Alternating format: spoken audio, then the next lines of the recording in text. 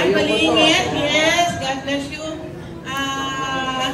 Sa aming mga kapatiran sa church, salamat sa inyong pagdalo, pagsunod. Alam ko mga trabaho kayo.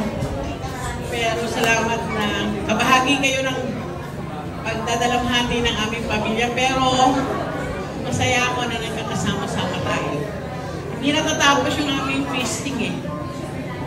Si Ellen kasi, kumbaga, nakakabata akong kapatid. Kami yung lumaking magkasama din. Tagalaba. Pag nasa bunto kami, doon kami sa katubigan, doon kami maglalaba. Kami rin yung magkaututang dila. Hindi kami nag-aaway, nagtatalo, nagdidibatihan, nagbibigay ng puro-puro sa isa't isa, pero hindi kami nagkaaway maski kailan. Is there always to support me, particularly. Siya yung ikalawang nanay ng mga anak ko. Mga anak ko, nakikita. Nanay, luto mo kami nito, luto mo kami nito. Pag Sunday sasabihin niya, tatawag niya, te, anong ulam natin? Ikaw, anong luto mo? O sige, bayaran ko. Palaging ganun kami, tanghalian sa church.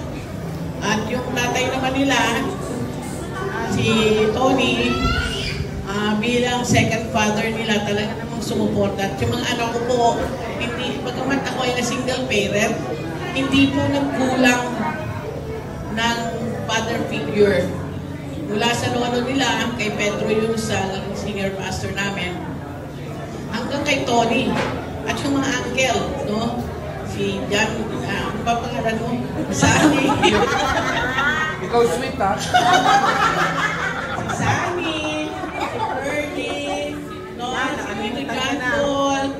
Ayan ang mga father figure, no? Julio ka ba? Kapal ka naman.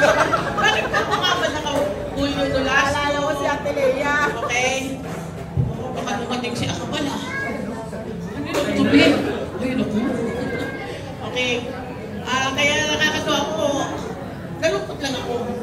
Kasi nasa camp kami, kung sabihin sa akin ni John Paul, 8:45 ng gabi. Me, si Ate Ellen, kinuha na ni Lord. In Jesus' name.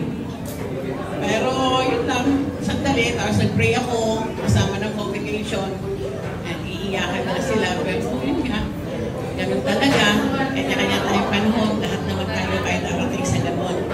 Kaya natutuwa ko kay Ellen, never been a bad blood sa buhay namin. Wala kaming bad blood.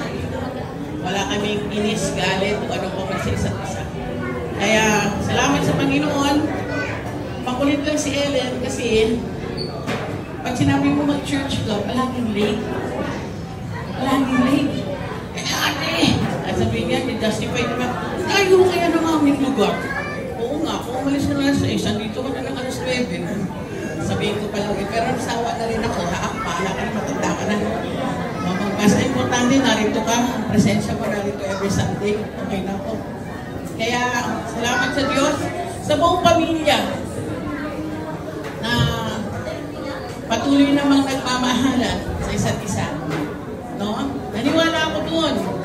Kasi lahat kami, naniwala nila ko na lahat kami ay tumanggap na kay Jesus Christ. Kaya naniwala ako nagmamahal kami. Hindi man kami perfecto, pero naniwala ako na may Diyos kaming lahat. Kaya purihin ang Diyos sa mga buhay ninyo na narito. Salamat, salamat sa aking kapatid na narito. Salamat sa iyo. Ang ganda niya. Ang ganda niya, Mamo.